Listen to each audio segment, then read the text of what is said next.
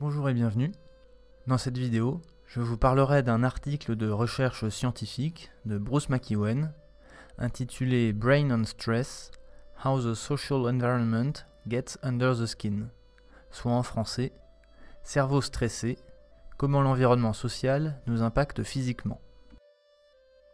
Bruce McEwen est un neurologue et endocrinologue américain, né en 1938 et connu pour son concept de charge allostatique. Il a obtenu un doctorat de biologie cellulaire en 1964 à l'université Rockefeller de Chicago, université où il poursuivit ses recherches et enseigna à partir de 1966 et jusqu'à la fin de sa carrière. Il est décédé en 2020. L'article a lui été publié en 2012. Il est le résultat d'un colloque de l'Académie nationale des sciences des États-Unis qui s'est tenu à l'université d'Irvine, en Californie, en décembre 2011. Tout d'abord, Bruce McEwen a la politesse de rappeler la définition qu'il donne au terme de stress, lequel est au cœur de son article. Je le cite. Le stress est un état de l'esprit qui implique à la fois le cerveau et le corps, ainsi que leurs interactions. Le concept étant posé, voici comment l'auteur décrit le sujet de son papier. Je cite: « Les hormones associées au stress chronique protègent le corps à court terme et favorisent son adaptation, appelée allostasis.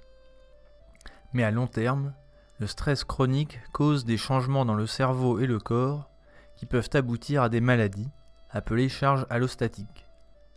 Les circuits du cerveau sont plastiques et remodelés par le stress pour changer l'équilibre entre anxiété, contrôle des émotions, mémorisation et prise de décision.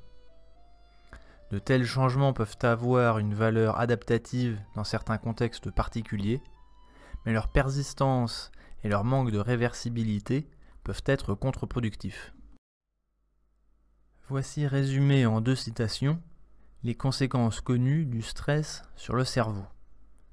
Tout d'abord, dans les cas de stress chronique, il y a un rétrécissement des dendrites et une perte des épines dendritiques dans le cortex préfrontal médian, tandis que les dendrites s'étendent dans le cortex orbitofrontal. Comme le cortex orbitofrontal est impliqué dans la détermination de l'importance des récompenses et des punitions, cette découverte peut renforcer les changements dans l'amygdale basolatérale. Pour le cortex préfrontal médian, les défaillances liées au stress ont été reliées à une rigidité cognitive dans des études menées à la fois sur les animaux et sur l'homme. De plus, la rupture du cycle circadien entrave la flexibilité cognitive et cause une réduction des dendrites du cortex préfrontal médian. Pour rappel, la dendrite est l'élément du neurone qui reçoit les informations d'un autre neurone. On a donc identifié les zones du cerveau qui sont influencées par un stress excessif. Mais les conséquences médicales et comportementales ne sont pas encore établies. C'est en abordant la dimension temporelle de l'influence du stress qu'un début de réponse apparaît.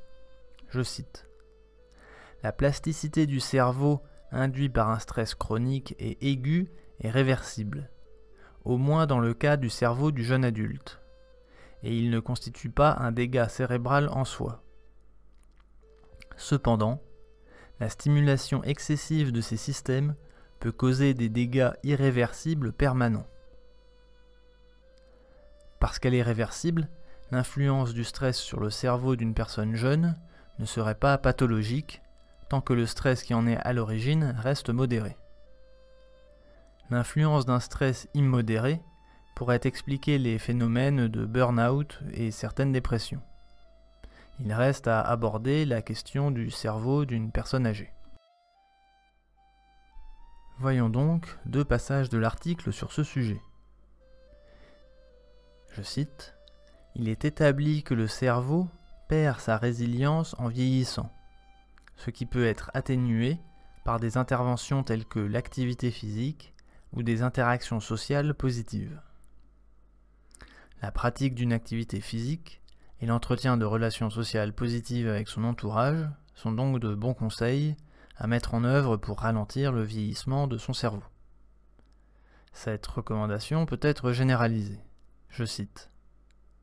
Une activité physique régulière constitue un antidépresseur efficace qui protège également contre les maladies cardiovasculaires, le diabète et la démence. De plus, il a été démontré qu'un apprentissage intensif accroît le volume de l'hippocampe humain. L'intégration sociale et la possibilité d'avoir une raison de vivre sont connus pour protéger contre la charge allostatique et la démence. Le manque de raison de vivre est souvent pointé du doigt dans le mal-être au travail, et la notion est souvent associée au désenchantement induit par la modernité. On l'avait notamment vu chez Houria Boutelja dans Les Blancs, les Juifs et nous, et le sujet fera l'objet d'une prochaine série de vidéos. Mais je dois noter que l'étude citée pour justifier ce passage se focalise sur la maladie d'Alzheimer et les personnes âgées. Il serait intéressant de savoir si elle peut être généralisée aux dépressions et burn-out de personnes jeunes. L'article aborde également les influences que peuvent avoir sur le cerveau deux caractéristiques de l'environnement social. Le plus fondamental chez tous les mammifères, le lien d'une mère avec son petit, et dans le cas humain, la catégorie socio-professionnelle. Commençons par le lien maternel. Je cite.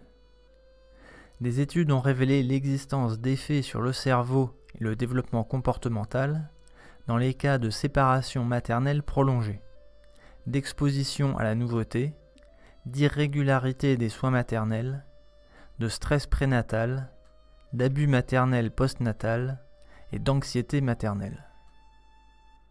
L'auteur précise que le lien maternel, souvent étudié chez d'autres mammifères, peut être remplacé par la notion de lien parental chez l'homme. Je note tout de même que le stress prénatal concerne un fœtus qui est encore dans le ventre de sa mère, et pas celui de son père. On peut compléter le sujet avec une seconde citation.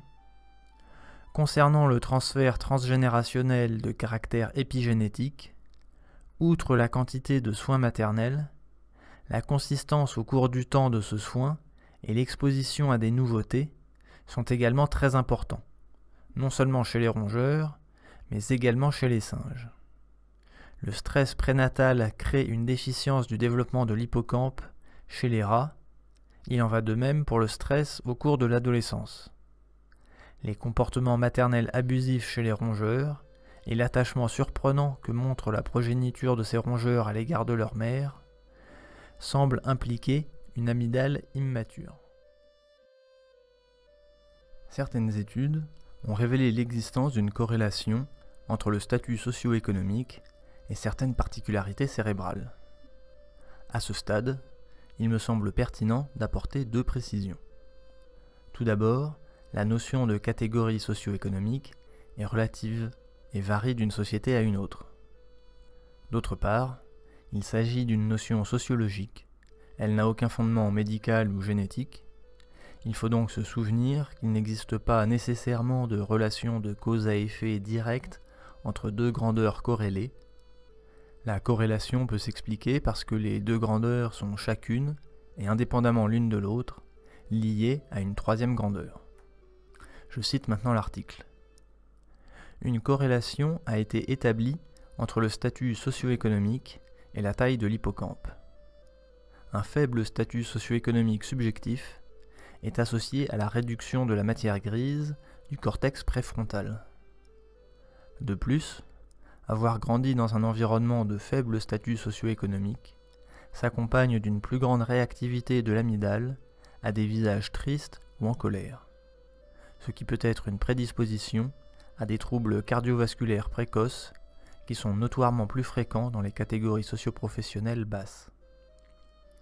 Finalement, la dépression est souvent associée à un faible statut socio-économique.